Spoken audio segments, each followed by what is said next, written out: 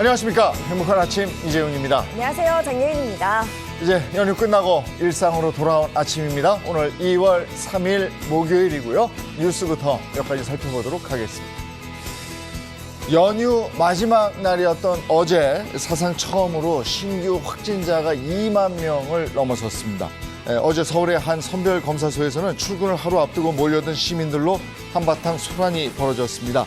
PCR 검사와 자가검사 키트는 각각 다른 줄을 서야 하는데 어느 줄에 서야 하는지 안내가 없었던 탓에 강추위 속에 1시간 넘게 기다린 시민들의 항의가 이어진 겁니다.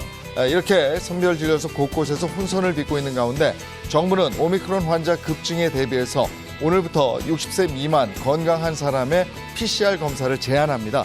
또한 선별진료소가 아닌 동네 의료기관에서도 코로나19 검사를 하고 치료까지 받을 수 있게 되는데요. 코로나19 검사 및 진료에 참여하는 의료기관 명단은 오늘부터 복지부 건강보험심사평가원 홈페이지에서 확인하실 수 있습니다. 광주 아파트 붕괴 현장에서 실종자 한 명이 추가로 발견됐습니다. 수색당국은 어제 현장 브리핑을 통해 지난 1일 오후 26층 2호 라인 함몰된 거실 바닥 부분에서 매몰자의 신체 일부를 발견했다고 밝혔는데요. 그러나 이 매몰 부분에서 가장 아래쪽에 위치해 있어 수습에는 오랜 시간이 걸릴 것으로 보입니다. 그런 가운데 어제 아침에도 이 사고 건물 서쪽 28층에 매달려 있던 무게 26톤짜리 콘크리트 잔해물이 떨어지는 사고가 발생했습니다. 이 사고 직전 현장에서는 소방대원 등 모두 150여 명이 작업 중이었지만 다행히 이상 징후를 발견하고 미리 대피해 인명피해는 발생하지 않았는데요. 중앙사고수습본부는 추가 붕괴 우려로 실종자 수습과 수색 작업을 일시 중단하고 안전진단 후에 작업 재개 여부를 결정할 예정입니다. 경기 양주의 채석장 사고 현장에서도 어제 오후에 실종자 한 명이 추가로 발견됐습니다. 마지막 실종자였던 50대 천공기 기사 정모 씨로 소방당국은 토사 붕괴 지점 아래쪽에 매몰되어 있던 정 씨를 발견했는데요. 사고 발생 나흘 만에 매몰 실종자 3명이 모두 발견된 가운데 경찰 수사에도 속도가 붙을 전망입니다. 고용노동부와 경찰은 각각 양주사업소 현장 소장과 발파 팀장을 입건해 업무상 과실치사 혐의 등에 대한 수사를 벌이고 있습니다. 고용노동부는 현장 사무소에서 압수한 작업 일지와 PC 등을 토대로 안전수칙에 문제가 없었다는 현장 소장의 진술이 맞는지 또 추가 안전지침 위반 사항은 없는지 확인 중에 있습니다. 국제유가와 환율이 모두 오르면서 기름값 고공행진이 이어지고 있습니다.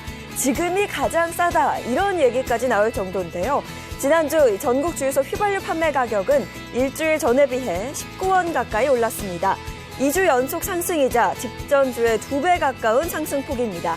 러시아와 우크라이나 분쟁으로 최근 한 달 새 17%나 오른 국제유가. 문제는 2, 3주 간격을 두고 국내 주유소 가격에 반영되기 때문에 이 국제유가는 계속 오를 수 있다는 건데요. 휘발유 가격이 리터당 1,800원대 복귀는 물론 4월 이후 유류세 인하 추가 연장이 없다면 리터당 2,000원 돌파까지 우려되는 상황입니다. 설상가상으로 1년 반 만에 최고치를 기록한 환율도 악재인데요. 원화 약세로 같은 돈으로 가져올 수 있는 기름의 양이 그만큼 줄었기 때문인데 유가 상승과 맞물려 물가 상승률 역시 4%대에 근접할 것이란 암울한 전망도 나오고 있습니다. 네, 이어서 코로나19 현황입니다. 2일 0시 기준 신규 확진자는 2만 270명으로 국내 코로나19 발생 후에 처음으로 2만 명대를 기록했습니다. 이로써 누적 확진자 수는 88만 4천여 명이고요. 한편 코로나19 백신 전국 1차 접종자는 총 4,464만 명을 넘어섰고 2차 접종자는 4,399만여 명입니다. 또한 3차 추가 접종자는 2,725만여 명으로 집계됐습니다. 이어서 날씨 소식 전해드리겠습니다. 연휴가 끝나고 일상으로 돌아온 오늘인데요. 전국의 하늘 표정은 맑겠지만 강추위가 이어질 것으로 보입니다. 이 극심한 추위 속에 건조한 날씨도 이어지겠는데요. 동쪽 지역에는 건조특보가 내려진 만큼 불씨 관리 철저히 해주셔야겠습니다. 이어서 오늘 기온 보시면요. 오늘 아침 최저기온 영하 11도에서 4도, 한낮 최고 기온은 영하 1도에서 8도 선이 예상됩니다. 대부분 지역 한낮에도 이 기온이 크게 오르지 않아서 체감 온도는 영하권에 머물 것으로 보이니까요. 외출하실 때는 따뜻한 옷차림 해주셔야겠습니다. 네, 2월 3일 목요일 행복한 아침 지금 시작합니다.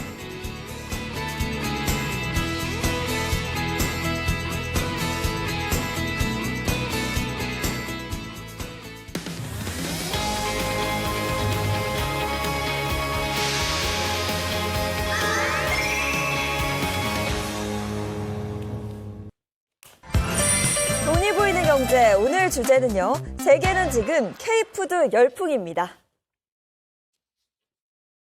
It's the thought of being when your heart's just like a drum, beating louder with nowhere to put it. When it all seems like it's wrong, sing along to Elton John and to that feeling we're just getting started. When the nights get colder and the rhythm's got to fall. K-팝, K-뷰티, K-드라마에 의해서 K-푸드가 전 세계적으로 인기몰이를 하고 있습니다. 그야말로 K-푸드 열풍이다 이렇게 얘기를 해도 과언이 아닐 텐데 오늘 이 얘기 나누도록 하겠습니다. 정철진 경제평론가 그리고 방송인 박수림 씨입니다. 어서 오세요. 반갑습니다. 네, 반갑습니다. 네. 자, 먼저 K푸드의 인기 어느 정도예요? 그것도 궁금한데요. 네, 농림축산식품부와 해양수산부에 의하면요. 농수산식품 수출액이 지난해 역대 처음으로 100억 달러를 넘어선 것으로 나타났습니다. 그러니까 정확히 말씀드리면 2020년보다 약 15% 증가한 113억 6천만 달러. 그러니까 우리 돈으로 13조 6천억 원입니다. 예. 자, 보시는 것처럼 김, 라면, 참치 등이 수출 성장세를 이끌었는데요. 품목별로는 김 수출액이 전년 대비해서 15.4% 증가한 6억 9,300만 달러. 와, 농수산식품 중에 가장 많았습니다. 야, 김이 대단하네요. 그럼요. 아니 근데 라면도 굉장히 많이 늘었어요. 그렇죠. 역시 K푸드 하면 대표가 네. K라면 아니겠습니까? 네. 2021년은 특히 라면의 해였다 이렇게 보여지는데요. 맞아요. 2020년 대비 거의 12% 정도 늘어난 액수가 6억 7,500만 달러. 7천억을 팔린 겁니다. 라면 수출이요. 이 중에서도 좀 보면 S식품의 땡땡 볶음면. 우리나라에서 히트를 난리 쳤던 그 났죠. 라면이죠. 예. 이 라면은요. 전 세계 나라 중에 무려 90여 개국에 수출을 했다. 90여 개국 사람들이 이 라면을 먹었고 액수만 보면 전체 라면의 한 4분의 1 정도를 차지했다고 합니다. 네, 어쩐지 그 인터넷 개인 방송 보면 먹방이라고 하잖아요. 네. 먹는 네. 방송. 네. 그 외국인들이 정말 매운 라면을 막 네. 헥헥거리면서 먹는 그 영상 굉장히 자주 보이더라고요. 맞아요. 네네. 자, 그 다음으로는요. 요거 없이 못 살아, 정말 못 살아. 아우! 뭘까요? 김치입니다. 김치 수출액이 사상 최대치를 기록했다고 하는데 지난해 김치 수출액이요. 전년보다 10% 넘게 증가한 1억 6천만 달러 육박하는데 우리 돈으로 치면 1,900억 원이 넘습니다. 코로나19 이전인 2019년도 대비 약 40% 증가한 수치인데요. 이는 역대 최대인 수출액입니다. 김치 수출액을 국가별로 살펴보면 일본이 8천여만 달러로 50.1% 차지해서 절반이 넘었고요. 이어서 미국, 홍콩, 대만 순이었습니다. 네. 네. 김치는 수출도 많이 하지만 수입도 많이 하는데 그래도 네네. 수입이 많이 줄었다면서요? 그렇습니다. 작년에 7.7%가 줄었는데 이게 K김치잖아요. 우리 네. 건데 네. 실질적으로 K김치는 무역에서 늘 적자였습니다. 왜냐하면 바로 중국산 김치를 예. 많이 수입하기 때문인데 작년 같은 경우에는 우리의 중국에서 수입하는 김치 양 규모가 크게 줄었다. 왜일까? 여러 가지 요인이 있지만은 그 동영상이 하나 있었습니다. 보신 분들도 많이 있을 텐데 뭐 배추 알몸 예. 동영상, 뭐 알몸 김치 동영상. 정말 싫어. 네, 저기 한 남성이 옷을 다 벗고 지금 들어가서 예. 배추를 절이고 있는 거죠. 네, 막 네. 온몸으로. 그래서 저게 크면서 이제 중국 김치에 대한 예. 그런 굉장히 나쁜 이제 그런 이미지가 나왔었고 결과적으로 수입이 줄어드는 이렇게 나왔었습니다. 그래서 작년 한 해를 놓고 보면은 수출은 늘고 또 이렇게 수입은 크게 줄어들면서 김치 무역에 있어서 거의 2009년 이후 12년 만에 흑자를 냈는데요. 네. 흑자 규모도 한 200억 규모 정도 흑자가 났습니다. 네, 근데 방금 저희가 영상 보면서 수림씨랑 저랑 정말 싫어 그랬잖아요. 네. 저는 안 그럴 줄 알았는데 저도 식당 가면 중국산 김치인지 그거부터 확인을 잘 하게 안 먹어서, 되더라고요. 네. 그렇죠. 또 그런가 하면 국내한 탄산음료가 러시아에서 국민음료가 됐다고 합니다. 30대 이상부터는 이 광고 기억하실 거예요. 주윤발 씨가 사랑해요 땡키스 하는 거 있잖아요. 그래요? 요게 우유 그거예요? 탄산음료. 네. 예, 러시아에서는 지난해 6천만 캔이 팔릴 정도로 국민 음료가 됐다고 하는데 러시아 시장에서 이 음료가 많은 사랑을 받은 이유가 그동안 러시아인들이 맛보지 못했던 탄산음료에 우유가 들어갔다는 거. 그리고 한국에는 없는 총 7가지 맛으로 선택의 폭을 넓혔기 때문이라고 하죠. 또 최근에는 중화권의 인기가 뜨겁습니다. 중국에서는요. 중국 요리가 좀 약간 매콤하면서도 약간 느글느글할 수도 그렇죠. 있잖아요. 그런 게 많죠. 그러니까 우유와 상쾌한 청량감이 돋보이는 막궁합이 입소문이 났고요. 자, 그래서 지난해 중국 수출량이 약 2,500만 캔으로 1990년대 중국 음료 시장 진출 이후에 30여 년 만에 좀 사상 최대 실적을 올렸습니다. 이 밖에도 뭐 빵, 참치, 고추장, 뭐 인삼, 딸기, 포도 등등 해가지고 많아요. 엄청나게 수출이 많이 늘었는데 과연 그렇다면 K푸드 1위는 뭘까요? 1위. 그러니까 트렌드를 좀 반영합니다. 여러분도 한번 생각해 보시죠. 1위가 뭘까? K김, K라면, K김치. 예, 맞습니다. 아, 그래요? 가장 최근 설문조사를 하면 그러네. K푸드 중에 1위는 바로 치킨. 치킨입니다. 아, 그래요? 아, 실질적으로 그런데 한 치킨 프랜차이즈 같은 경우에는 거의 60여 개국에 진출을 해서요. 매장도 수백 개, 500개가 넘는데 최근에 해외 매출이 2배 가까이 늘고 있다. 드뭅니다. 저렇게 100%씩 네. 성장을 하는 경우가. 네. 네. 그리고 미국에서도 최근에 그 해당 몇몇 치킨 프랜차이즈에 대해서 방송에서 현지 지역 방송에서 소개를 하는. 근데 저 치킨의 원조가 미국이잖아요. 그렇죠. 근데 미국에서 우리나라 어. 치킨을 오히려 조명하고 있는 그 정도로 가장 최근에 뜨는 K푸드는 바로 K치킨이다. 이렇게 보시면 됩니다. 맞아요. 우리나라에도 왜 퉁퉁한 아저씨 이렇게 하고 있는 그 오. 치킨 처음 들어왔을 때 얼마나 맛있었어요. 맛있었죠. 근데 이제는 그걸 우리가 앞서가고 있잖아요. 네. 맞습니다. 예. 오죽하면 님자를 붙여 치느님이라고 하겠어요. 아, 그렇죠? 맞아요. 또 한 가지 그 월드스타인 방탄소년단 있잖아요. K푸드를 전 세계 알린 주역으로도 활동을 하고 맞아요. 있대요. 다나나나나 BTS가 먹으면 K푸드 열풍으로 이어진다 이런 말이 나올 정도예요. 특히나 그 BTS 지민 정말 저도 지민 씨 좋아하는데 지민이 동대문에서 먹던 그 떡볶이가 화제가 됐어요. 그러니까 많은 외국인들이 그거 뭐야? 지민이 길에서 먹던 빨간 음식 뭐야? What? 아, 그 빨간 거 한국 떡볶이. 이렇게 화제가 되면서 떡의 원료인 쌀 소비가 급격히 증가했고요. 오. 고쌍까지 덩달아 해외 팬들의 관심을 끌었다고 합니다. 또 땡땡볶음면을 즐겨 먹는 모습에 인터넷 개인 방송 운영자들 사이에 땡땡볶음면 챌린지까지 이어지면서 트렌드를 주도하고 판매량도 급상승했습니다. 네. 이태리 로마에서는 또 지민 커피 메뉴가 등장할 정도로 맞아요. 네, 방탄소년단 지민 이야기가 계속되는데요. 네. 2020년이었습니다. 온라인 방송을 통해 가지고 당시 이제 소통하는 컨텐츠였었는데 그때 달고나 커피를 만들어서 먹게 되는데요. 맞아요. 이게 바로 브랜드화가 됐습니다. 일명 지민 커피라는 이름으로 전 세계에 퍼져나갔는데 거의 커피에 있어서는 정말 자신감이 있다는 이탈리아에서도 큰 인기를 저 달고나 커피가 끌었고 미국의 뉴욕타임즈, 영국의 BBC에서 바로 지민 커피, 달고나 커피 제조법을 집중 보도했다.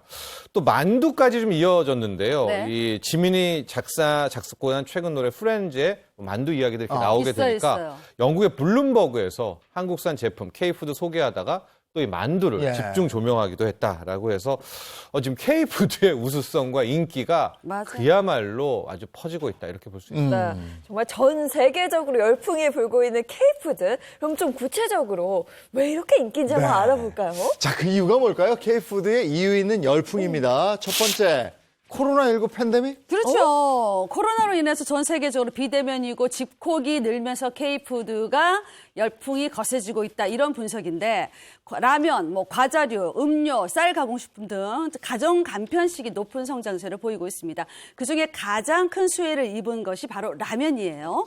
세계 곳곳에서 한국의 라면 냄새가 막 퍼지고 있습니다. 한 끼 식사죠. 간단하게 먹을 수 있으면서도 너무 맛있잖아요. 실제 한국의 간편 라면 제품들이 해외 공신력 있는 매체의 맛의 우수성을 인정받기도 했습니다.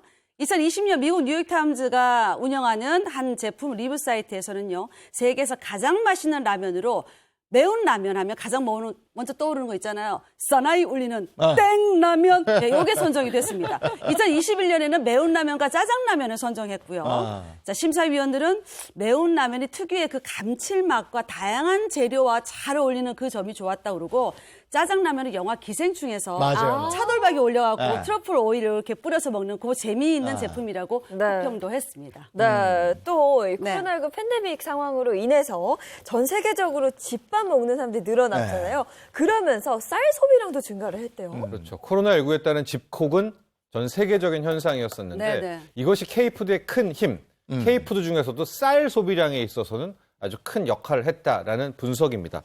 실제로 전통적으로 이 쌀은 아시아권에서만 주로 소비를 하고요. 미국, 유럽권에서는 밀을 주로 먹지 않습니다. 네. 자, 그러나 코로나19 이후 상황이 정반대로 바뀌었습니다. 2019년 대비 2020년에 지금 쌀의 소비량입니다. 네. 미국, 영국, 프랑스 거의 지금 10%대 가까운 많이 올랐죠. 급증을 하게 됐는데 네. 그 이유를 알고 보니까 바로 가공밥 있죠. 이것이 또 열풍을 전 세계적으로 불었습니다. 현재적으로 저 가공밥 시장 규모가 놀라지 마십시오. 5조 원이 넘습니다. 전 세계적으로. 네. 그래서 또 매출액도 늘어나고 있다라고 볼 수 있는데 또 하나 좀 좋은 것이 쌀에 가장 궁합이 맞는 반찬은 뭐죠? 김치. 김치입니다. 그러니까 가공밥이 늘면서 K 김치도 아하. 같이 이제 덩달아서 시너지 효과가 나고 있다라고 합니다. 그렇군요. 네. 자, K푸드 열풍 알아보고 있습니다. 이유 있는 그 열풍의 두 번째 이유는 기생충과 오징어 게임. 역시. 네. 네. K 미디어죠. 네. 네, 항상 미디어는 의식주에 영향을 주고 우리나라 K-팝 또 K 드라마가 퍼지면서 K 패션이 먼저 떴는데 자, 이 미디어가 뜨면서 그 다음 먹거리에도 큰 영향을 줬다라는 겁니다.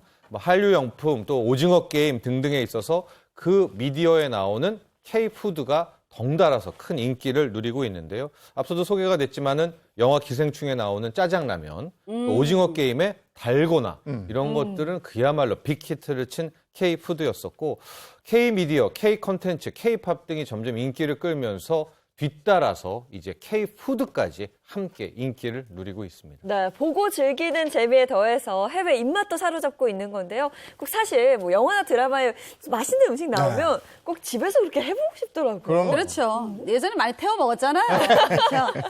달고나가 해외 누리꾼들 사이에서는 코리아 호키포키, 뭐 코리아 트래디셔널 캔디 뭐 이렇게 불리고 있는데 일부 누리꾼들은 진짜 달고나 제조 레시피를 사진과 함께 자신의 SNS에 설명해서 기재하기도 했고요. 그리고 성공담과 함께 실패담도 많이 올라왔습니다.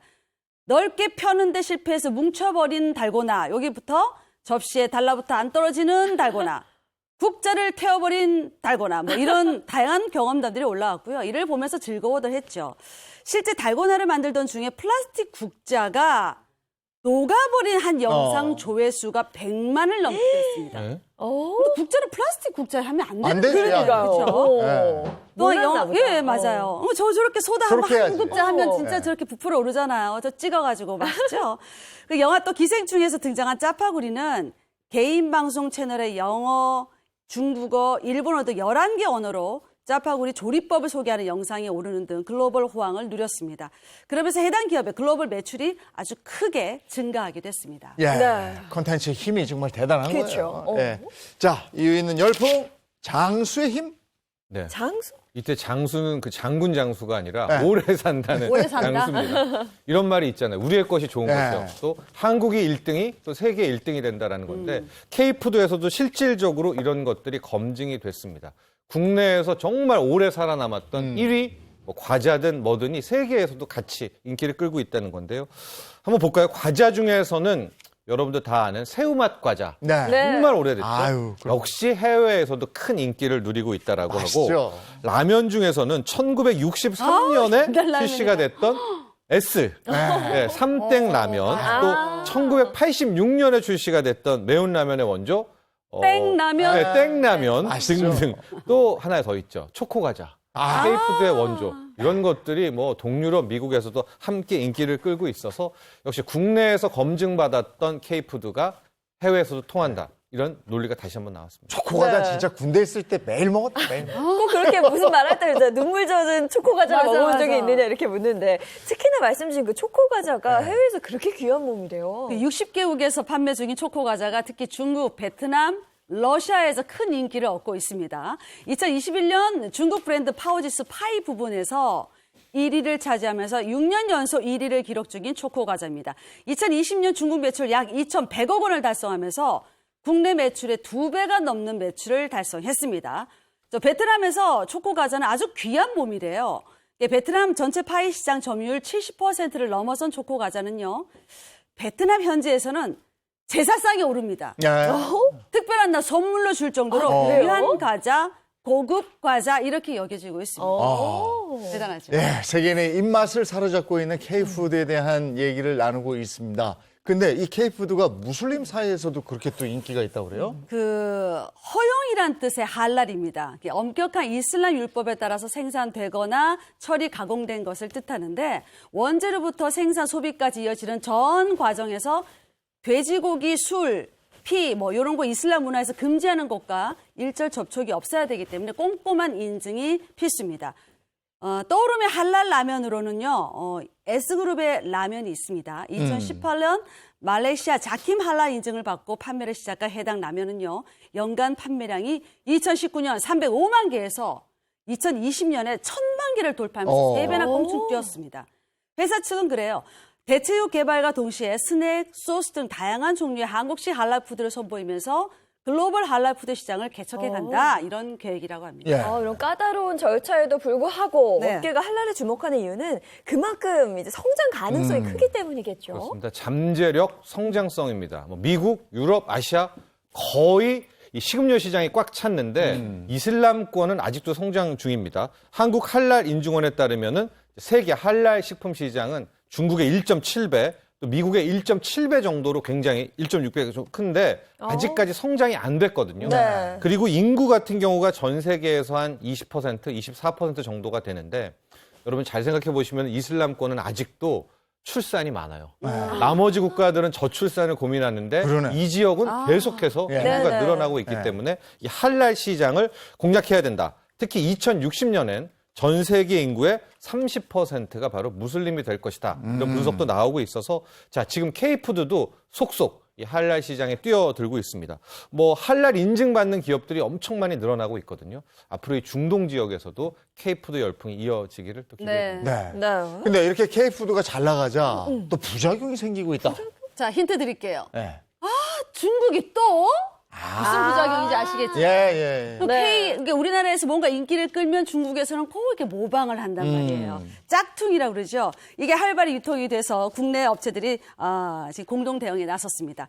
해당 제품은요, K푸드의 중심에 있는 S식품의 땡땡 볶음면을 비롯해서 C그룹의 조미료, D그룹의 건어물, O그룹의 당면 등 9개 제품인데 특히 땡땡 볶음면의 경우에는 포장지를 얼핏 보면 정품과 모조품을 구분하기 힘들 정도로 너무 똑같아요. 거의 똑같네요. 검은색 바탕에 조리된 음식 사진, 캐릭터까지 유사하게 그려져 있습니다. 또 오른쪽 하단에는 한글로 땡땡 볶음면도 있고 네. D그룹의 인공감미료도 마찬가지예요. 흰색과 주황색으로 채워진 바탕과 네모칸 속의 그 고유의 디자인까지 그대로 붙여넣었어요. 너무 진짜 똑같네요. 이러면 그러네요. 언뜻 보면 헷갈릴 수 있겠어요. 그럴 수 있죠. 예. 네, 그리고 또 이 한국 김치에 중국산 고춧가루 사용을 두고 이야기가 또 많다고 합니다. 기술적인 문제가 있어요. 가령 커피 같은 경우에도 많은 나라가 많으니까 네. 그런 어떤 종주국의 이름을 붙이잖아요. 콜롬비아 커피, 이디오피아 네. 커피. 맞아요. 가령 위스키도 스카치 위스키 이런 게 붙기 네. 때문에 김치도 많은 나라에서 만들어서 이제 한국 김치를 붙여야 되는데 맞아요.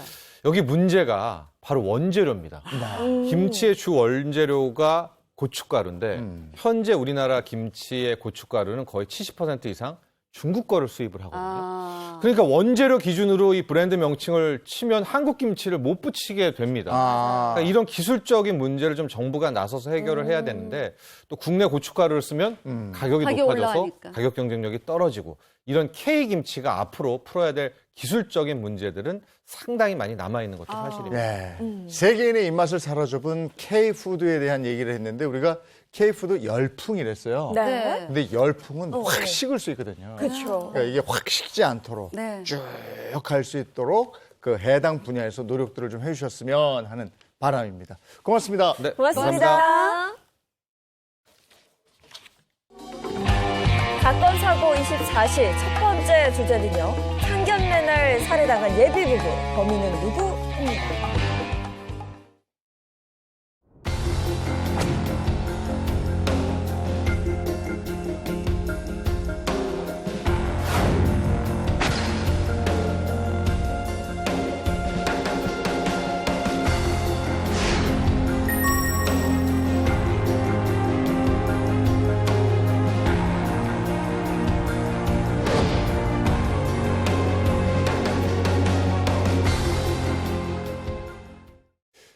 네, 2022년 새해가 되면서 또 한 해를 넘기게 된 대한민국의 장기 미제 사건에 대한 얘기를 나누도록 하겠습니다. 오늘 그 네 번째 시간입니다. 승재현 한국형사법무정책연구원 연구위원 이고은 변호사입니다. 어서 오세요. 안녕하십니까. 안녕하세요. 새해 복 많이 받으십시오. 네, 새해 복 많이 새해 복 받으세요. 자, 오늘 이야기 나눌 삼전동 방화 살인 사건. 어떤 사건인지 그거부터 좀 짚어볼까요? 아마 시청자 여러분께서 마지막까지 듣다 보시면 이런 사건이 있을 수 있을까? 가끔 저희들이 미제 사건 이야기할 때마다 이게 왜 미제로 남을 수밖에 없었는지에 대한 여러 가지 생각을 하게 하는 사건들입니다. 2003년 4월 6일 새벽 1시 40분쯤 이제 일어나는 사건인데요. 처음에는 그냥 가정집에서 불이 났다 119 이제 신고가고 소방대가 이제 와서 다행히 불을 빨리 껐습니다. 이제 그러니까 옆에 다른데 이제 번지지 않고 처음에는 아 다행이다라고 생각하고 이제 불을 다 진화하고 나면 소방대원들이 딱 올라가잖아요. 혹시 사람들이 있느냐? 올라가는 순간 이제 소방대원들이 이제 자지러지게 놀라게 되는데 방이 3개가 있는데 3개 방에 한 사람씩 죽어 있는 거예요. 지금 여기 지금 판넬에도 나와 있는데 안방, 작은 방에 사람이 죽어 있는데 혹시 이럴 수 있잖아요. 불이 났기 때문에 사람이 질식사했는 건가?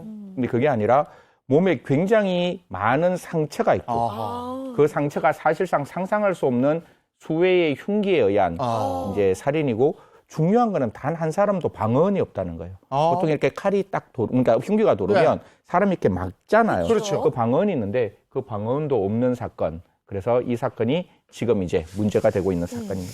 자, 그러면 이 사건에 대해서 하나하나 좀 짚어보죠. 이 숨진 세 사람 누굽니까? 네, 일단은 이 집에 살고 있던 전 씨 남매, 20대 남매가 숨진 사망의 피해자였고요. 또 그 여동생의 남자친구인 김 씨가 사망의 피해자였습니다. 당시 이 집에는 그 전 씨 남매랑 어머니 이렇게 셋이 살던 집이었다고 하는데 어머니는 당시 사건 현장에 없어서 이러한 화는 면했다라고 합니다. 네, 그런데 이 세 사람의 부검 결과가 굉장히 끔찍했다고 하던데요. 네, 부검을 해보니까 이게 불이 나서 사망한 게 아니라 아까 박사님 말씀 주신 대로 사망의 원인이 흉기에 찔려서 이미 사망한 상태에서 방화가 됐다라는 거죠. 그래서 한 가지씩 살펴보면 여동생의 경우에는 그 왼쪽 어깨 부분에 집중된 그 6개의 상처를 포함해서 모두 12개의 상처를 입었고요. 오빠의 경우에는 복부 부위 등 총 9곳의 상처를 입었습니다. 그리고 그 여동생의 남자친구인 김 씨는 그 4곳의 치명상을 입은 것으로 그렇게 확인이 됐습니다. 세 사람의 차이점이 있었는데 이 남성 2명은 치명상을 입은 반면에 이 여동생의 경우에는 관자놀이나 이 뺨에 가벼운 상처들도 있었는데요. 이에 대해서 부검인은 살해하기 전에 이 피해자 여동생을 위협하는 과정에서 나타난 상처 같다라고 밝혔습니다. 그러니까 남성 둘은 저항한 흔적이 전혀 없는 반면에 여동생은 그 가벼운 방어 흔은 발견이 되는 그런 상황이었다라고 합니다. 20대 성인 남녀 세 사람이 제대로 저항조차 못 해보고 살해를 당했다. 글쎄요. 어쩌다 이런 참변을 당한 걸까요? 근데 그 참변을 당하기 전에 있었던 일이 더 우리를 놀라게 하는 거예요. 이제 아까 제가 말씀드렸다시피 남자 2에 여자 1사람 그리고 어머니가 있었는데 이 남자 중 한 사람은 그날 처음 이제 집에 갔는 상견례를 했는 거예요. 여자친구의 남자친구라서 상견례를 하면 그날 기분 좋은 날이잖아요. 그렇죠. 나름대로 굉장히 이제 화목했는가 봐요. 그래서 그 어머니가 식당을 하고 있었는가 봐요. 그 식당에 가서 간단하게 이제 맥주도 먹고 그리고 난 다음에 그 당시에는 우리 코로나가 없었으니까 당연히 11시까지 이제 맥주 먹고 어머니가 이제 집에 가야겠다라고 해서 먼저 이들은 어머니 집으로 들어왔고 어머니는 이제 당에 있는 주방을 제대로 이제 식당을 제대로 정리하고 이제 돌아오는 과정이고 어머니가 한 1시쯤에 돌아왔대요. 근데 1시쯤 돌아왔는데 그때까지는 아무런 문제가 없는 상황. 아까 제가 처음에 1시에 돌아왔는데 1시 40분에 불이 나고 들어갔다 그랬잖아요. 그러니까 그 40분 사이에 이런 끔찍한 이제 결과가 발생했는 거죠. 그 어머니 박 씨가 집을 나간 시각이 1시, 새벽 1시경이고요. 네네. 그리고 그 후에 10분에서 20분 만에 참극이 벌어졌으니까 어머니가 만약 같이 있었다면 그렇죠. 화를 좀 면한 게 되겠네요. 아니 어쨌든 근데 저 생애 가장 행복한 순간에 이런 끔찍한 변을 당했는데 현장에는 범인에 대한 아무런 뭐 흔적 같은 게 없습니까? 사실 이제 이런 일이 나올 때 아까 제가 말씀드렸다시피 저희들이 미제 사건이라고 볼 수 있는 게 뭔가 이렇게 중요한 증거가 탁 나오면 당연히 이게 미제 사건이 안 됐겠죠. 당시에 CCTV도 근처에 없었고 또 근처에 있는 편의점도 그날따라 이제 일찍 문을 닫았다고 합니다. 그런데 이제 사건 현장을 좀 이제 들여다보니까 흉기가 2개 주방에 남아 있었는데요. 이 흉기가 이렇게 주방에 2개 이렇게 딱 남아 있었습니다. 흉기가 그대로 있었어요? 흉기가 이렇게 있었는데 이 흉기가 일반적으로 사용하는 흉기가 아니라 굉장히 이렇게 보기 어려운 흉기가 하나가 있었는데 좀 아침에 말씀드리기 죄송하지만 이렇게 도축장에서 이렇게 도축하는 굉장히 일반 주방에서는 사용하기 힘든 그런 칼이 발견됐고 이 칼에서 혈흔이 이제 나왔기 때문에 이게 피해자에게 사용된 흉기는 맞아요. 네. 그런데 여기서 지문이 나오지 않았기 때문에 더 이상 이 흉기로부터는 범죄의 단서가 나오지 못했습니다. 아니, 근데 보통 이제 살인 사건의 경우에는 흉기를 좀 숨기거나 은폐할 텐데 먼 곳에 버젓이 그냥 두고 갔잖아요. 이게 좀 의아한 점이에요? 가장 이 부분을 이제 좀 지켜봐야 되는데 우리가 보통 증거인멸죄라는 게 형법에 나와 있잖아요. 그 이유가 뭔가 하면 범인들은 어떤 흉기가 있으면 자기 범행을 숨기기 위해서 내가 드러나면 안 되고 3명이나 이렇게 흉악 3명이나 이렇게 참혹하게 살인을 했다면 분명히 잡히고 난 다음에 굉장히 엄중한 처벌을 받을 수 있기 때문에 흉기를 숨기는 게 맞는데 그렇죠. 이 흉기가 주방에 버젓이 있었다는 것은 2가지입니다. 정말 이 순간에 당황해서 흉기를 놓고 갔거나 아니면 수사의 방향을 뭔가 다른 곳으로 돌리기 위한 방법이 이렇게 흉기를 보이는 곳이었는데 아까 제가 말씀드렸다시피 이 흉기에서 결국 지문이 나오지 않았기 때문에 제가 봤을 때는 좀 뻔뻔한 거 아니냐. 내가 지문도 나오지 않는 흉기 이렇게 버려놓아도 나를 잡지 못하는 거 아닐까? 라는 약간의 뻔뻔스러움이 여기서는 들어봤습니다. 그럼 수사 방향은 어땠습니까? 이럴 경우에는 뭐가 없어졌으면 단순 강도인 거고 또 원한에 의한 거고 뭐 이런 걸로 방향을 잡잖아요. 네, 경찰도 당시에 이제 초반에는 혹시 어떤 금품을 노린 강도가 아닐까 이제 그렇게 해서 수사를 벌여봤는데 현장 살펴보니까 뭔가를 뒤지는 적도 없고 또 금품도 그대로 있고 그래요? 심지어 뭐 창문이나 현관문을 봤을 때 외부에서 침입한 흔적도 없었다라는 겁니다. 그러면 우리가 생각해 볼 때도 어떤 강도 목적의 범행은 아니다라고 결론이 나온 거고 부검의 소견을 의하더라도 이제 그 2 남성의 경우에는 정확히 급소를 딱 찔렀잖아요. 이걸 봤을 때 이 범인의 목적이 어떤 금품을 노린 게 아니라 살인을 위한 살인 그게 목적이었다라는 의견을 밝히기도 했습니다. 일단 사라진 물건도 없었고요. 외부에서 침입한 흔적도 없었다. 그거는 저는 원한 관계에 의한 뭔가 면식범일 가능성이 높다. 이렇게 좀 해석해요. 이제 뭐 거의 매주 이제 하다 보니까. 매주 하다 보니까 네. 이제 네. 저희보다 더 전문가가 되셨는데 사실 이런 상황을 보면 굉장히 좀 이렇게 우리가 이해하기 힘든 상황이잖아요. 바깥에서 누가 들어간다고 생각하면 남자 둘에 한 사람이 여성이 있다 할지라도 이게 사람 3명하고 싸우면 아무리 그렇죠. 훈련을 받은 사람도 이게 쉽지 않아요. 영화에서는 뭐 1대 다로 싸울 때 막 다 이길 수 있지만 이게 팔다리가 딱 잡히면 그 순간에 사실 아무것도 못 하거든요. 그러면 자기가 사람을 죽이기 위해서 변호사님 말씀대로 신체 급소를 찔렀다면 바깥에서 흉기를 준비해 가는 게 일반적인 방법인데 방금 우리 앵커께서 말씀 주신 바와 같이 그 범행 현장에서 이제 어떤 그 흉기를 준비해가 갔다라고도 볼 수 있는 게 지금 나오기 때문에 사실 이거는 굉장히 면식범의 소행이 아닌가. 그리고 아까 제가 말씀드렸다시피 방언이 없었기 때문에 더더욱 면식범의 소행이 아닌지 그렇게 의심이 되기 시작했습니다. 그러면 당시에는 이제 피해자들과 원한 관계에 있는 사람이 누구냐 이렇게 해서 찾았을 거 아니겠습니까? 네, 이제 범인을 좀 좁혀가 봐야 될 것 네. 같은데 이 당시에 피해자의 시신에 좀 특이점이 있었어요. 이 여동생의 남자친구는 우리가 평소에 보기 좀 드문 굉장히 건장한 체격의 남성이었다고 하고 뭐 이 오빠 같은 경우에도 굉장히 몸이 좀 땅땅하고 좀 건장한 체격의 남성이었다고 해요. 근데 당시에 이들이 뭐 만취 상태 아니었고 상견례 끝나고 기분 좋게 그냥 1-2장 걸친 정도였고 뭐 부검했을 때 약물 성분도 나오지 않았는데 어떠한 방어근도 없이 급소를 찔러서 바로 사망했다. 이게 조금 납득되지가 않는 것 같아요. 근데 반면에 여동생 시신은 좀 달랐다고 제가 말씀드렸잖아요.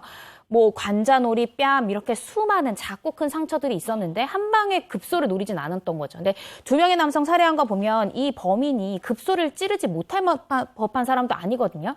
그럼 이 여동생한테 특히 어떠한 원한 관계를 품었기 때문에 이렇게 천천히 살해했던 것은 아닌가라는 추측이 들고요. 또 이제 그날이 상견례 날이었잖아요. 뭔가 이 여동생이 상견례를 하는 걸 원치 않는 누군가가 그렇죠. 아닐까라는 추측이 듭니다. 근데 아무리 그래도 3사람이나 살해했다는 게 정말 이해가 가질 않는데 이거 왜 또 다른 원한은 없었을까요? 이제 조금 살펴보는데 아까 이 남성과 여성의 나이가 그렇게 많지 않습니다. 오빠는 이제 25, 그다음에 여동생은 22살인데 25, 22살인데 굉장히 사채를 쓰고 수많은 어떤 빚이 있는 사실이 드러나는 거예요. 이게 뭐지? 지금 나이가 이 정도밖에 안 됐는데 벌써 신용불량자라고? 이런 어떤 문제가 있었기 때문에 혹시 사채와 관련된 어떤 원한 관계가 있는지 혹시 그 부분에 대해서도 수사가 진행되게 되었습니다. 네. 야, 그렇다면 도대체 그날 새벽에 현장에서 그 끔찍한 일을 저지른 그 범인은 누굴까? 저도 참 이 부분이 궁금한데요. 네. 진짜 안타깝게도 물론 범인이 증거인멸의 방법으로 이 집을 방화라는 네. 방법을 선택한 것 같아요. 근데 이 집이, 그러니까 범행 현장이 불에 타버렸고 또 그 방화를 이제 뭐 그 화재를 진압하기 위해서 물을 많이 썼을 거잖아요. 네. 그래서 현장에 어떠한 단서도 남아있지 않고 범행 동기를 추측할 만한 어떠한 증거도 없다는 점이 안타깝습니다.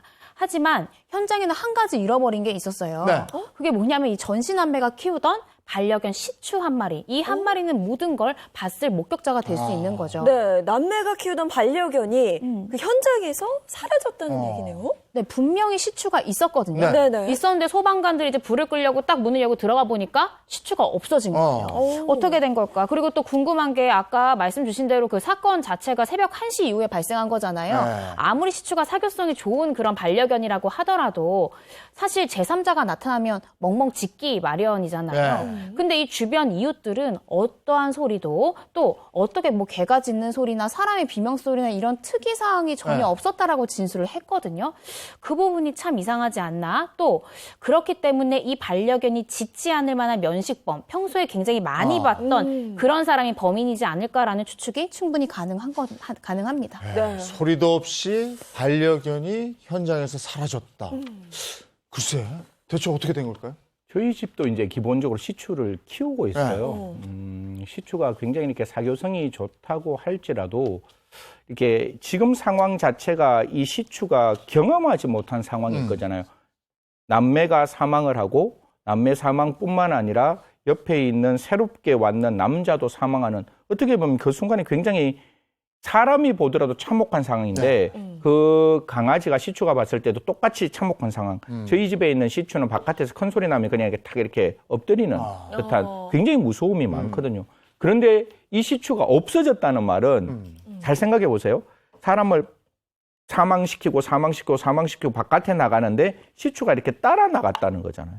그러니까 이렇게 무서워서 어떻게 숨어 있는 게 아니라 그렇죠. 문을 열고 나가는데 이렇게 따라 나갔으면 평소에 저희 집에 있는 그 시추에게도 가자 이러면 그 친구 그 시추가 바깥에 이렇게 산책하는 줄 알아요. 네. 그러면 순간적으로 애가 이렇게 굉장히 기분 좋은 모습을 보이고 이렇게 뛰어오르는데 그럼 지금도 나가는 모습을 보였다면 그 사람과 너무나 쉽게 산책하는 그런 습격이 있는 사람, 그러니까 그런 습관이 있는 사람이지 않을까. 이게 이제 그 애견을 키우는 전문가들의 의견이 그렇게 나오게 되는 거죠. 그렇겠네. 저도 강아지 키워서 아는데 이게 한두 번 봐서는 이렇게 따라 나서진 않거든요. 그렇죠, 그렇죠. 반가워할 수는 있어도 그만큼 가까웠던 사람인 걸로 저도 추측이 되는데 그러면 범인은 정말 누굴까요? 그래서 지금까지 이제 시청자 여러분께서 다 많이 들어보시면, 그러면 이게 한 사람이 지금 남아있는데 그 사람이 누굴까라는 게 이제 머릿속에 떠오르게 되고, 그러면 여기서 그 면식범이라고 이야기를 할 수 있는, 즉, 강아지가 시추가 따라 나갈 수 있을 만큼의 굉장히 친근한 사람은 그렇죠. 누구일까? 가까워야죠. 네. 가까운 사람은 누구일까? 이제 그 부분을 우리가 한번 들여다보도록 하겠습니다. 네. 아니, 그러면 지금 떠오르는 건 어머니? 어머니? 박 씨. 네. 한신가에 나갔다고 그랬고, 나간 사이에 이런 일들이 있었잖아요. 그러니까 아니, 그렇다는 게 엄마가 근데 이게 상상이 안 그렇죠. 돼서. 근데 그 순간에 어머니가 네. 만약에 있었으면 네. 어머니도 참변을 당했어야 되는데 그러니까요. 그런 부분이 없다 보니까 네. 그러니까 박 씨가 범인이면 남매는 물론이고 딸의 남자친구, 그것도 결혼할 그러니까. 남자친구까지 해야 한 거거든요. 이거를 목적이 없이는 이렇게 하기가 이럴 일이 없죠, 사실. 네. 그러니까 저도 이제 범행 현장이나 상황을 봤을 때는 많이 의심스러운데 네. 정말로 그런 일을 했을까라는 생각이 들어요. 어떤 목적이었을까, 어떤 목적이 가능할까를 생각해 보면 이 어머니 박 씨의 경우에는 그 동네에서 평소에 돈 문제로, 금전적인 문제로 조금 유명하셨다라고 해요. 그러니까 지나가는 사람마다 아니면 본인이랑 조금이라도 친분이 있는 사람한테 수시로 돈을 좀 빌려달라, 나를 위해서 보증을 서달라 이렇게 좀 수차례 요구를 했다라고 하고요.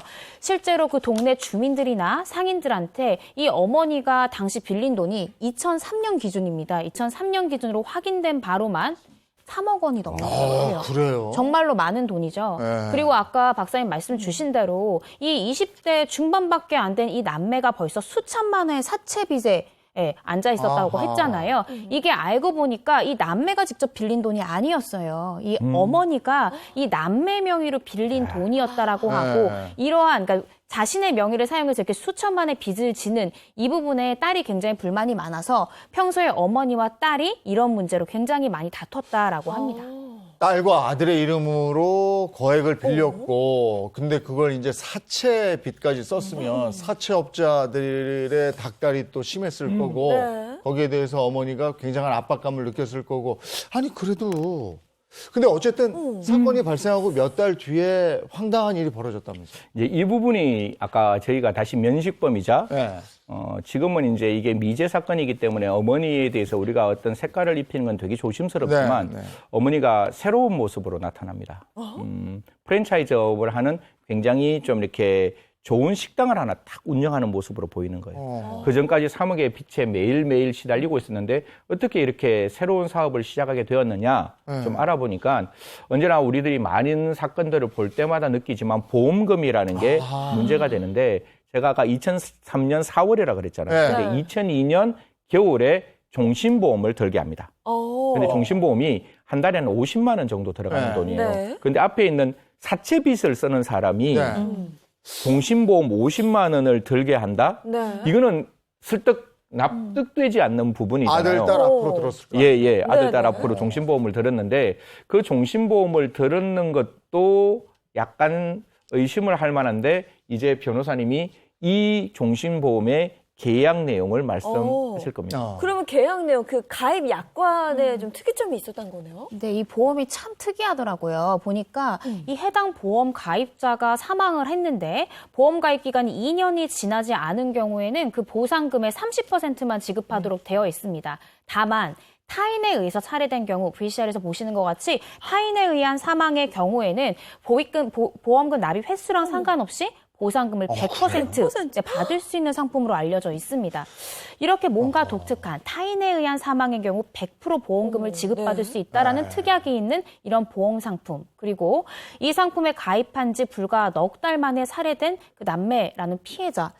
이게 정말 이 두 가지를 기막힌 우연이라고 보기에는 뭐랄까요? 좀 납득이 되지 않는 그런 부분들이 있습니다. 그러면 하여간 이 부분을 생각하면서 다시 네, 사건 처음으로 돌아가서 1시에 그 어머니 박 씨가 집으로 왔다가 다시 찜질방으로 나갔다고 그랬잖아요. 알리바이는 다 성립이 된 겁니까? 그렇죠. 저도 제일 처음에 이제 이 사건을 이제 쭉 훑어보면서 제일 처음에 어머니가 찜질방 간다? 저는 처음에는 이해를 했어요. 왜냐하면 상견례 했는 그 자기 딸하고 남자친구 있죠. 그리고 자기 이제 아들 있죠. 그러면 굳이 방도 없는데 어머니가 뭐 어디에 다 큰 아들하고 잘 수도 없는 부분이고 그래서 뭐 찜질방 간다? 그럴 수 있다라고 생각했는데 사실 찜질방 갔는 게 아니었어요. 이게 내연남을 만나러 가는 겁니다. 내연남을 만나러 가는데 이게 아까 일어난 곳이 삼전동이거든요. 삼전동인데 신월동까지 가요. 그러니까 강동에서 강소로 이렇게 넘어가는데 원래 그 가는 과정에서 택시를 타고 갔다. 이렇게 이제 뒤에 수사 과정에서 이야기를 하는데 그럼 택시를 탔으면 택시 탔는 뭔가 흔적이 남아야 되는데 택시 탔다는 흔적이 전혀 남지 않습니다. 다만 여기서 이제 이 여성의 알리바이는 이 내연남이 이야기를 해줘요. 아, 맞다. 나 만나러 왔다. 그런데 여기서 또 하나의 문제가 혹시 아까 새벽 1시라 그랬잖아요. 새벽 1시에 이렇게 삼전동에서 신월동까지 가는데 오늘 아침에 저도 이렇게 차를 갖고 오는데 한 40분이면 충분히 왔다 갔다 하는 시간이거든요. 그런데 갔는 게 1시간 40분. 중간에 1시간이 비는 거예요.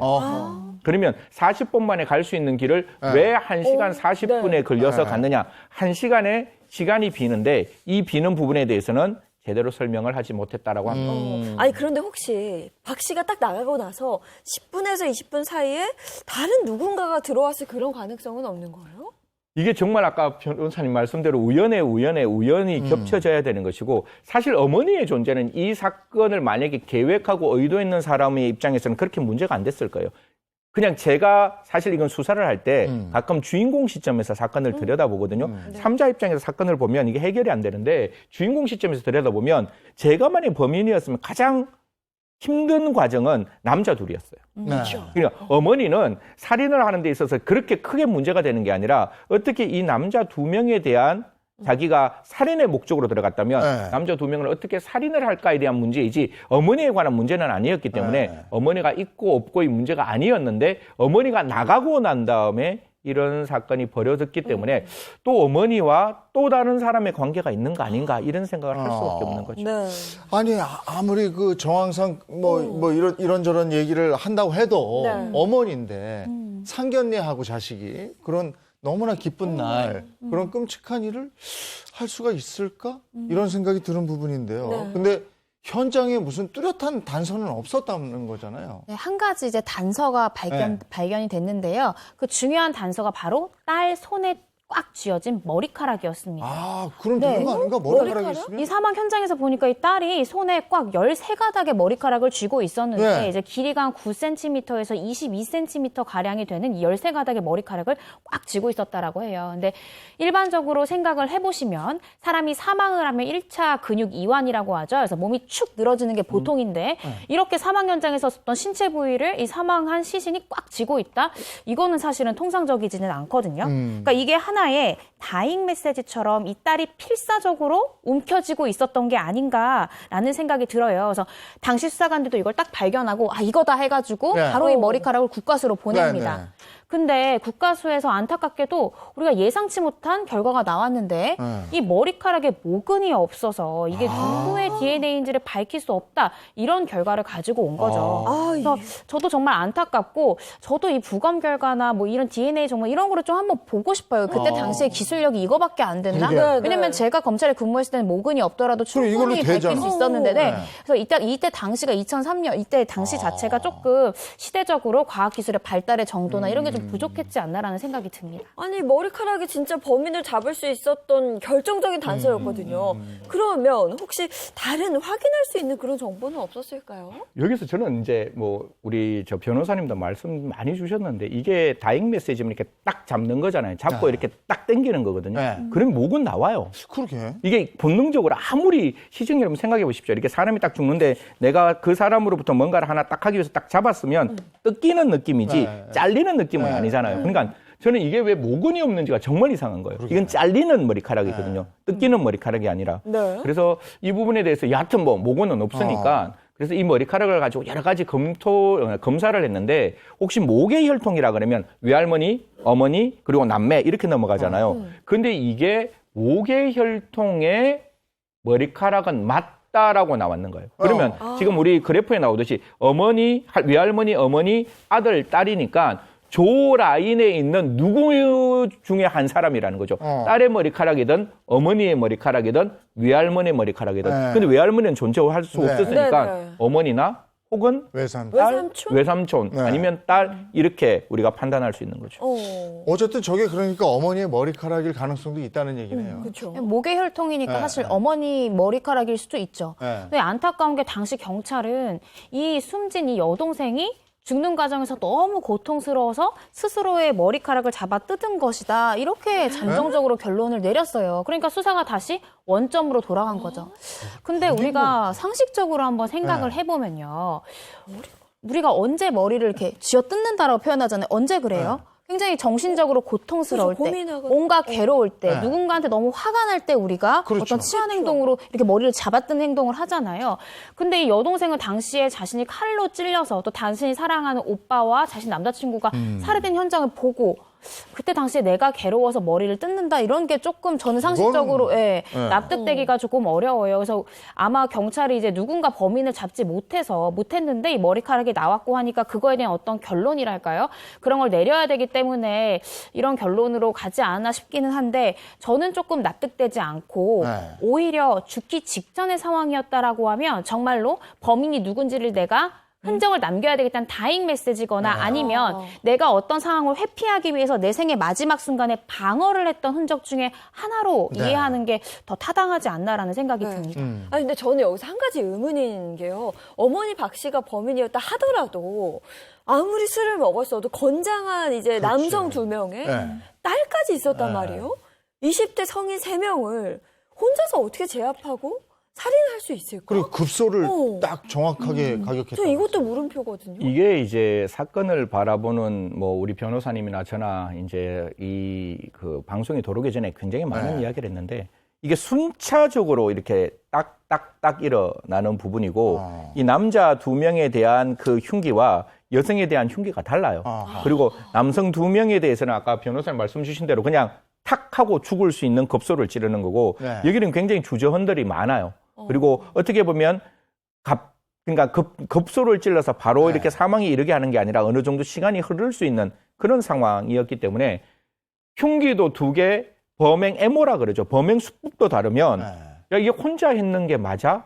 여기에 또 다른 알파가 있는 거 아니야? 네. 다른 말로는 공범이 있을 수 있는 가능성이 분명히 열려 있었죠. 제가 아까 말씀드렸다시피 어머니가 나가고 난 다음에 1, 20분 사이 이런 일이 일어났다면 오히려 어머니가 나가고 난 다음에 무엇을 했는 게 아닌가라는 생각이 들고 이런 과정에서 조금 뭐 지금 이제 지나왔는 이야기고 아직 우리가 뚜렷한 증거가 없는 상황에서 뭐 이 어떻게 보면 유족일 수도 있고 가장 어떤 그 아들과 딸과 그 딸의 남자친구까지 이런 유족에 대해서 혹시 조금 부담스러울 수 있는 부분은 맞지만 그럼에도 불구하고 조금 더 수사가 제대로 진척되지 않았어야 되느냐. 그냥 진척이 조금 더 집요하게 있었어야 되는데 그 수사가 조금 미진했다라는 점은 분명히 이 사건에서 우리가 짚고 넘어가야 되는 대목이 되는 거죠. 네. 그 플러스 알파 누군가가 있었을 것도 같다 말씀하셨는데 그 이제 공범이라고 본다면 그게 네. 누구였을까요? 여러 사람이 의심을 받았어요. 네. 그래서 당시에 보험 설계사 그리고 이 엄마도 남매도 왜 사채 썼다고 했잖아요. 네. 그래서 사채업자 등 그 피해자들과 그리고 어머니 주변에 있는 많은 사람들이 조사를 했는데요. 그 박 씨의 사건 당일의 행적을 확인해줬던 그 신월동 내연남 이외에도 이 어머니 박 씨에게는 또 다른 남성이 있었다라고 합니다. 이제 그 사람 직업이 이제 택시를 운전하는 사람이었는데 이 택시 기사의 행적에 대해서도 조금 수사를 해봤는데 사건 당일에 이제 이분은 다른 곳에 있었던 것으로 알리바이가 확인이 돼서 뭐 뚜렷한 범인이 될 만한 단서는 발견되지 않았다라고 합니다. 아 근데 정말 아까도 얘기했지만 가장 아쉬운 건 그 당시에 2003년이었잖아요. 네. 결정적인 단서였던 그 머리카락이 지금의 과학기술을 만났더라면 이 사건이 완전히 달라지지 않았을까 이게 네. 좀 아쉬운데요. 그건 분명한 것 같아요. 네. 요즘은 기술이 정말 많이 발달을 해서 머리카락 그리고 심지어 모근이 우리 사건처럼 없다라고 하더라도 그 머리카락에 축적된 성분을 분석해서 지리적 경로, 그 사람의 식습관, 생활 환경, 이렇게 다양한 직업군까지도 확인을 할 수 있는데요. 이 사건 안타깝게도 머리카락이 현재 보존되어 있지 않다고 해요. 아니 결정적인 단서인데 이거 그러니까요. 그 증거 보존 부분이 저도 안타까운데 어찌됐든 만약에 있었다라고 하면 다시 한번 그런 부분을 확인할 수 있을 텐데 너무 안타깝습니다. 아니 이게 미제 사건이고 아직 끝나지도 않았는데 결정적인 단서가 없다는 게 이게 말이 됩니까? 지금은 조금 달라요. 지금은 아마 네. 제가 국가원으로 바뀌었죠. 국가수사 네. 이제 네. 옛날에는 뭐 수사소였는데 원으로 바뀌었는데 마지막 중요한 증거 한두 개는 남겨놔요. 네. 왜냐하면 1년의 과학기술의 발전이 과거의 100년, 200년의 과학기술의 발전인 거거든요. 그래서 어떻게 보면 우리가 공소시효를 없애는 가장 큰 이유 중에 하나가 미래에서 이 증거로부터 우리가 무엇을 발견할지, 그다음 이 증거가 우리에게 무엇을 가르쳐 줄지를 모르기 때문에 그런 어떤 증거는 분명히 보존되게 되는데 당시에는 조금 더 아마 열심히 수사를 했는 것 같아요. 그 가닥을 다 검사를 해서 이 사람이 누군지 왜냐하면 어떻게든지 그 당시에는 그걸 잡아야 되니까 그럼요. 그러다 보니까 실험하다가 이런 머리카락이 하나도 없어졌는데 앞으로는 마지막에 있는 어떤 그 증거들은 좀 남겨 놓았으면 하는 마음입니다. 그럼 공소시효가 없으니까 이 사건이 다시 수사가 된다면 어디에 뭐 아무것도 없으니까 뭐 어떻게 해야 돼요? 뭐 지금 느낌으로는 이게 사실 앞에 있는 사건들이 계속 지금도 발생하고 있잖아요. 그래서 이제 뒤에 있는 사건의 결정적인 단서가 나와야 되는데 그 결정적인 단서는 한번 저희들이 조금 더 지켜봐야 되지 않을까. 지금까지는 결정적인 단서가 없어서 조금 미궁에 계속 빠져 있지 않을까 그렇게 생각합니다. 아우, 3사람이 죽었는데 네. 정말 안타깝네요, 이 사건은. 자, 다음 주제로 한번 가보죠. 사건 사고 24시 두 번째 주제는요. 살인 부른 온라인 게임 시비입니다.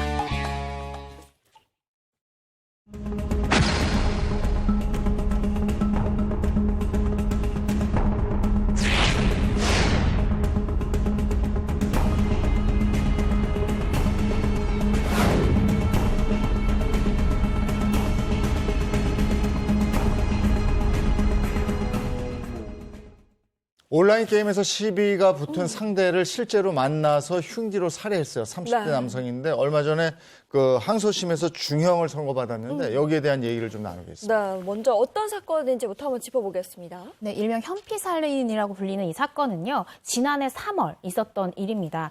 지난해 3월 13일 새벽 1시 40분쯤에 대전에 있는 아파트 단지에서 30대 남성 A씨가 20대 남성 B씨를 흉기로 찔러 살해하는 그런 끔찍한 사건이 발생을 했는데, 알고 보니까 이 둘은 온라인 게임에서 서로 말다툼이 돼서 실제 오프라인에서 만나서 이런 끔찍한 범행까지 이어졌다라고 합니다. 네. 아니 온라인 게임 시비가 어떻게 또 살인으로까지 이어집니까?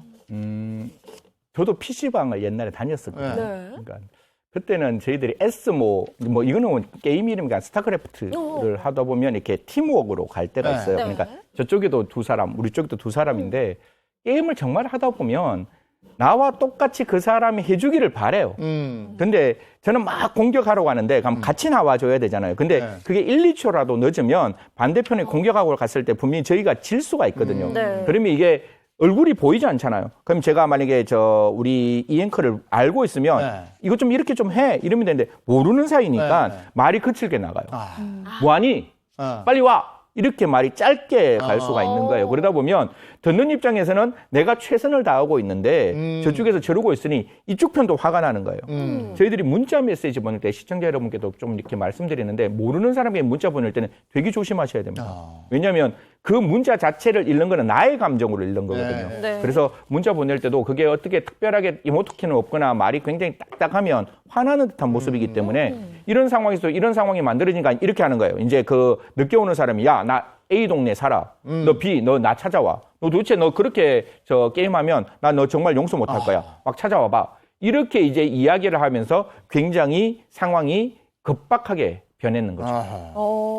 근데 이게 도발을 했다 그래요? 만나자고? 네네. 그건 아까 어떤 제가 거예요? 말씀드렸다시피 찾아와 이렇게 이야기를 했는 거죠. 네, 그 사건 발생 한 달 전에도 사실은 이 A씨랑 B씨가 서로 말다툼하다가 A씨가 너 이럴 거면 내가 사는 대전으로 와 이렇게 얘기를 했대요. 오. 근데 이때는 B씨가 오진 않았던 거죠. 네. 근데 이런 일이 계속해서 반복되니까 이 B씨가 화가 나서 자신의 집인 경기도에서 2시간을 운전을 해가지고 정말로 대전에 있는 A씨의 집에 찾아온 거예요. 그러니까 A씨는 안 올 줄 알았는데 이번에 왔으니까 이러다가 큰 일이 발생하는 거 아니야? 진짜 폭행까지 일어나는 거 아니야? 해서 혹시 모를 일에 대비해서 흉기를 몸에 지니고 나갑니다. 그래서 아파트 앞 공원에서 만났는데 둘이 만난 지 불과 3분 만에 네. 흉기로 찔러서 이런 끔찍한 범행을 저지른 거죠. 그래서 네. 이 A씨는 사건 발생하고 잠시 이제 형장을 이탈했다가 네. 곧바로 이제 119에 신고를 하고 이제 심폐소생술을 하고 했는데 결국에 B씨는 끝내 사망을 했다라고 합니다. 그래서 이 사건 정말 안타까운데 어쨌든 그 A씨는 당시에 현장에서 경찰에 바로 체포가 됐고요. 네. 구속까지 된 그런 상태였다고 합니다. 그러니까 A씨는 경찰 조사에서 내가 흉기를 가지고 가긴 했지만 우발적인 범행이었다 이렇게 얘기했다면서요?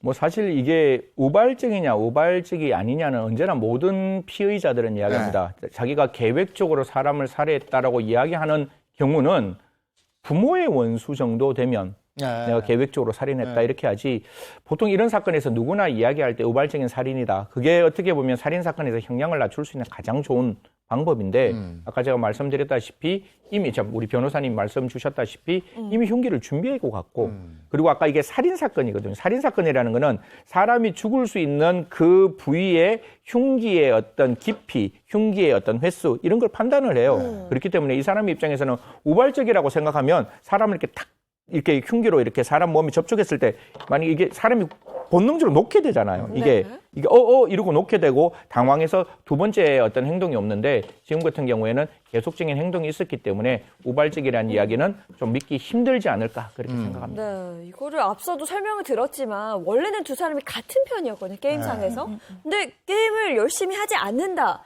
그 이유가 지금 살인까지 번지게 된 거예요. 그럼 지금 현재 30세 남성 A씨에 대한 재판은 어떻게 진행이 되고 있나요? 그러니까 지난해 8월에 이제 1심 재판부에 선고가 있었는데요. 당시 재판부는 범행의 방법이나 뭐 수법이나 결과는 굉장히 엄중한 책임을 지우는 게 마땅하지만 당시에 어쨌든 A씨가 119에 바로 신고를 했고 심폐소생술을 하려 했고 살리려고 노력했고 그리고 모든 범행을 다 일체 자백한 점 등을 참작을 해서 징역 15년을 선고를 했습니다. 네. 그래서 양측 피고인과 검사 모두 다 항소를 했지만 2심 재판부는 항소를 모두 기각하고 원심과 동일한 징역 15년을 그대로 선고를 했습니다. 자, 온라인 게임에 몰입한 나머지 실제로 만나서 살인을 한 A씨. 네.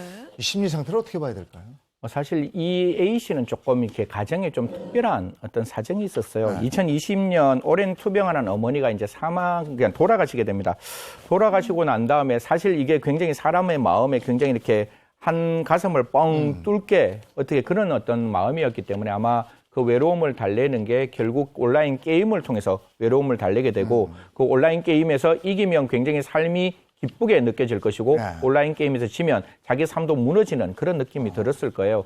그렇기 때문에 온라인 게임에 보다 다른 사람들보다 천착하지 않았느냐. 나의 외로움을 달래기 위한 하나의 수단으로 게임을 선택했고 그 게임의 선택에 자기는 전부였기 때문에 그 게임 선택에서 제대로 같이 팀워크를 이루어주지 않는 사람에 대한 적개심이 분명히 나타나지 않았을까 그렇게 생각합니다. 이 사건을 두고 현피살인이라고 했잖아요. 앞서 계속 현피라는 말이 나오는데 현피가 정확히는 뭘 뜻하는 거예요? 그러니까 현피가 이제 일종의 줄임말 같은데 현실의 현 그리고 PK 플레이어 킬의 P를 이제 합쳐서 현피라고 합니다. 그러니까 온라인 게임상에 서로 이제 말다툼이 되고 그렇게 이제 서로 이제 시비가 되다가 이제 감정이 격해져서 실제 오프라인에서 만나서 폭력까지 행사하는 이러한 행위를 두고 현피라고 하는데요. 아무래도 이제 말씀 주셨던 대로 익명성을 이용하다 보니까 어떤 표현도 조금 더 과격하게 되고 험악한 말이 좀 오가면서 결국에는 실제로 만나서 벌어지는 오프라인 범죄까지 이렇게 이어지는 그런 현상을 보입니다. 근데 현피가 이제는 어떤 폭력 행위 정도가 아니고 살인까지 저지르게 되잖아요. 네네, 그렇죠. 네. 현피라는 게 사실 잊을만 하면 한 번씩 이런 사건들이 불거지는데 대표적으로 어떤 일들이 좀 있었죠? 저도 이 사건 조사를 하면서 여러 가지 좀 예를 좀 살펴봤는데요. 일단 가장 대표적인 건 신촌 살인 사건입니다. 그래서 2012년에 서울 서대문구에 있는 한 공원에서 미성년자 3명이 20대 남성을 흉기로 살해하는 일이 발생했는데요. 이때 가해자는 인터넷 커뮤니티에서 자주 활동하던 누리꾼이었는데 가해자와 피해자는 온라인 메신저 대화방에서 평소 말다툼을 자주 벌여온 것으로 알려졌고요. 또 그 외에도 2012년 강릉에서 인터넷 게임하면서 욕설을 주고받다가 실제로 폭력까지 휘두른 30대 남성들이 상해 등의 혐의로 불구속 입건되기도 했습니다. 네. 그리고 2008년에는 대구의 초등학생 20명이 온라인 게임 중 서로 욕설을 주고받다가 실제로 만나서 난투극을 벌이는 아이고. 이런 일까지 있었습니다. 네. 온라인 게임을 하는 젊은 층에서 현피 범죄가 잇따르고 있잖아요. 뭐 사실 제가 아까 PC방 가는 게 제가 20대, 30대이거든요. 그때는 사실 그 스타크래프트라는 게임을 하면서 굉장히 내가 그 게임의 주인공이라고 저의 감정을 이입했던 저의 어떤 기억도 존재를 하는 거거든요. 사실 젊은 친구들뿐만 아니라 뭐 많은 분들이 현실 세계와 가상의 세계가 사실 이렇게 오버랩되는 경우가 굉장히 많잖아요. 저희들 요번에 메타버스라고도 이야기하고 나와 동일한 AI가 나와서 이야기를 하고 어떻게 보면 현재의 어떤 그 인물보다 가상의 인물이 훨씬 더 뭐 이렇게 시청자들로부터 인기를 얻고 있는 어떻게 보면 새로운 시대에 새로운 어떤 문화가 만들어지고 있는 과정에서 얼리 어답터인 청년들이 아니면 청소년들이 빨리 여기에 문화에 접할 수 있는 사정이 되기 때문에 나의 삶이 우리는 가상의 세계가 나의 삶이 아니지만 그 청년들 그다음에 청소년들에게는 그 삶이 나의 삶과 같은 연장선에 있다라고 생각하면 그 연장선상에 있는 그 가상의 세계에서 일어나는 일들이 곧 나의 삶에 일어나는 일로 그것에 대해서 침해를 느끼거나 그에 대해서 어떤 부정적인 생각이 들게 되면 당연히 그에 대해서도 분노가 일어나는 게 당연한 일이 아닐까 그렇게 생각합니다. 이 현피라는 게 청소년들 사이에서는 이미 흔한 일이 되어버렸다면서요? 네, 맞습니다. 이게 뭐 SNS 같은 거 찾아보면 이렇게 지금 뭐 이렇게 가는 좀 그런 이야기도 있는데 요새는 플렉스 이래가 자기를 과시하는 경우가 많잖아요. 그럼 제가 봐도 조금 당황스러운 게 저게 자랑할 만해? 저거 있다고 무슨 저렇게 자랑하지? 그러고 나면 이제 댓글을 남기게 되면 그 댓글에 굉장히 부정적인 입장을 취하게 되죠. 너 A라는 옷 입었어? 나 B라는 옷 있어. 너 A라는 옷 가짜지. 나 B라는 옷 진짜야. 이렇게 이제 붙기 시작하면 어떤 느낌인가 하면 현실에서는 감정이 이렇게 올라가다가 어느 한순간에 이렇게 누그러지는 순간이 만들어져요. 싸우다가 아, 미안해. 내가 그만할게. 이러면 되는데 온라인은 그게 아니거든요. 마지막까지 올라가다가 마지막에 딱 부딪히는 순간까지 감정이 계속 이렇게 올라가는 상황이 되기 때문에 그런 입장에서 이런 어떤 온라인에 관계된 여러 가지 이야기들이 더 많은 폭력성을 나타낼 수 있다. 이렇게 말씀드리겠습니다. 네, 굉장히 충격적인 게요. 청소년들에게 현피를 도대체 왜 하냐라고 물었더니 이렇게 대답한대요. 재밌잖아요. 재미없어요? 이런 대답이 돌아온다고 하더라고요. 그럼 이제 그 현피로 일어나는 그 어떤 범죄 아니면 폭력 이런 행위들 이런 것들이 게임이 문제일까? 아니면 사람 자체가 문제일까? 이거 어떻게 뭐 이거는 굉장히 좀 조심스러운 이야기예요. 뭐 게임을 한다고 모든 사람이 게임에서 현피를 하는 것도 아니고 게임을 하는 모든 사람이 게임에 중독되는 것도 아니고 또한 사람의 인성에 따라서 어떤 이야기가 있을 때 그걸 쉽게 감수성적으로 받아들이는 사람도 있고 그걸 받아들이지 않는 사람도 있기 때문에 사실 이런 거는 복합적으로 모든 요인이 작용되고 있다라고 보입니다. 제가 아까 말씀드렸다시피 온라인이라는 게 이는 오프라인과 달라서 사람의 감정이 끝까지 올라가는 순간까지 계속 이야기를 할 수밖에 없는 입장이고 그 순간에 그냥 단답식으로 한 줄 나오다 보니까 감정이 누그러뜨려질 수 있는 시간이 없는 거예요. 계속 이렇게 그 어떻게 초단위로 계속 감정이 올라가다가 그 감정이 일반적인 만나는 순간보다 한 5배, 6배 분노 조절이 안 되는 경우가 있기 때문에 이런 현피들이 좀 나타나는 거 아닌가. 거듭 말씀드리지만 하나의 어떤 단어 메시지가 왔을 때 즉각적으로 답변하지 마시고 조금 더 한 발짝 뒤로 물러나 있는 것도 필요하고 그쪽 반대편의 생각을 내가 조금 이해하는 입장으로 서로 간에 공감이 조금 필요한 게 아닌가 그런 생각도 합니다. 네, 근데 또 문제는요. 게임 중독이 날로 더 증가하는 추세라면서요. 네, 코로나19가 시작되면서 이제 온라인 게임을 하는 시간들이 많이 늘어났다고 해요. 제 주변에서도 흔하게 볼 수 있는데 한 조사에 의하더라도 코로나19로 사회 거리두기 이게 시작된 이후에는요. 그 전과 비교해서 게임 이용률이 24%나 증가를 했다라고 합니다. 그러니까 코로나19가 장기화되면서 많은 국민들이 스트레스 받으시고 힘드시잖아요. 여기에 뭐 이러한 게임과 합쳐져서 현피 논란이 좀 더 커지고 또 이런 증가율이 좀 눈에 띄게 보이는 게 아닌가라는 생각이 듭니다. 게임을 한다고 뭐 모두 현피를 하는 건 아니고 모두 뭐 폭력적인 사람으로 돌변하는 건 아니니까 그렇다면 사람이 문제라면 아까 이제 분노 조절 장애 말씀도 하셨지만 사람의 어느 부분이 원인이 되는 걸까요? 네, 두 번째 이제 요인 중에 하나가 분노 조절 장애예요. 말씀 주신 대로 모든 게임을 하는 사람이 다 이런 현피의 행동을 하는 것은 아니니까요. 근데 분노 조절 장애는요, 분명히 정신 질환 중에 하나입니다. 그러니까 분노가 심해지면 그 뇌의 교감 신경의 조절 자체가 좀 어려워지면서 다 굉장히 충동적이고 과격한 모습의 행동을 보이게 되는데 이런 현피의 사건을 좀 저지르는 가해자들이 분노 조절 장애 현상을 보이는 경우가 굉장히 많습니다. 그러니까 한편 그 건강보험심사평가원의 조사를 좀 따라 보면요. 2020년에 발생한 그 분노 조절 장애 환자는 6,800여 명으로 확인이 됐습니다. 2016년 5,900여 명이었던 거랑 비교해보면 4년 사이에 무려 15%가 증가한 건데요. 특히 저희가 주목해봐야 되는 것이 2020년 15세에서 34세의 환자가 4천여 명으로 그 분노 조절 환자의 절반 이상을 차지한 것으로 나타났는데요. 이런 현피 현상이 이런 분노 조절 장애가 있는 경우에 자주 발생한다는 점을 저희가 하나의 원인으로 잘 살펴봐야 될 것 같습니다. 네. 그러면 이 심한 경우에 현피 이 살인으로까지 이어지잖아요. 이거 어떻게 해야 됩니까?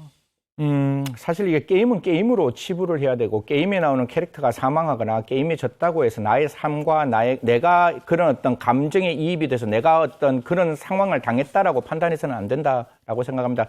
저는 거듭 말씀드리지만 이런 부분에 대해서는 좀 교육이 필요하다고 보고 분명히 이 시간이 지나가면 또 이렇게 빠져나가는 시간이 분명히 만들어지거든요. 그래서 이런 어떤 게임과 자기를 좀 동일시하지 않고 게임은 게임이고 현실은 현실인 것을 조금 더 적극적으로 저는 교육당국에서 반드시 교육을 할 필요가 있다라는 말씀드리고 거듭 말씀드리지만 문자 왔을 때 3초만 기다리십시오. 3초만 기다리면 그 다음 단계의 문자가 안 올 수 있으니까요. 그동안 이해하시고 그 사람하고 게임 안 하면 돼요.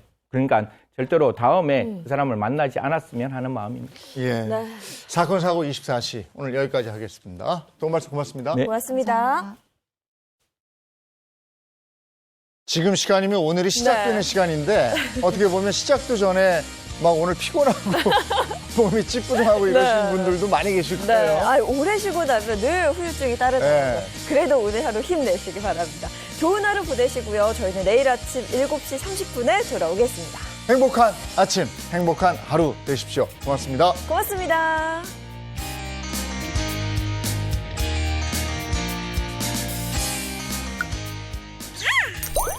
채널 A